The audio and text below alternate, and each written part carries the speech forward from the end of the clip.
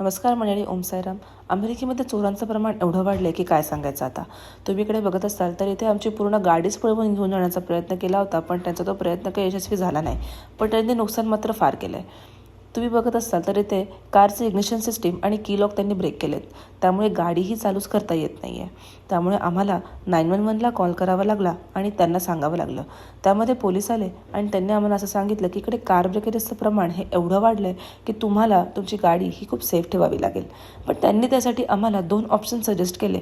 ते म्हणजे एक पेडल लॉक आणि एक स्टेअरिंग लॉक. हे जे आहे ते स्टेअरिंग लॉक आहे. त्यामुळे तुमची गाडी ही अजून सेफ राहू शकते. तर त्यांनी आम्हाला त्यानंतर एक क्रॅश रिपोर्ट आणि एक ID दिला. त्यामधून तुम्ही तुमची इन्शुरन्सची प्रोसेस ही स्टार्ट करू शकता, जेणेकरून तुमचं जे काही नुकसान झालेलं आहे ते तुम्हाला कव्हर करता येतं. तर अशाच प्रकारे आमच्या कम्युनिटीमध्ये अजून एक गाडी आज चोरांनी फोडली, तर त्याच्या काचा फोडल्या.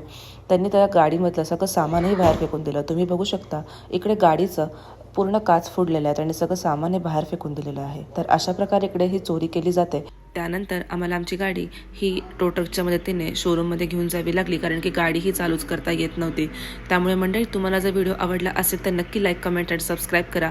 आणि जर तुमचे फ्रेंड्स हे अमेरिकेमध्ये असतील आणि जर इन फ्युचर अमेरिकेमध्ये येणार असतील तर त्यांना हा व्हिडिओ नक्की जास्तीत जास्त त्यांच्यापर्यंत पोचवा, जेणेकरून त्यांना त्यांची मदत होईल. धन्यवाद.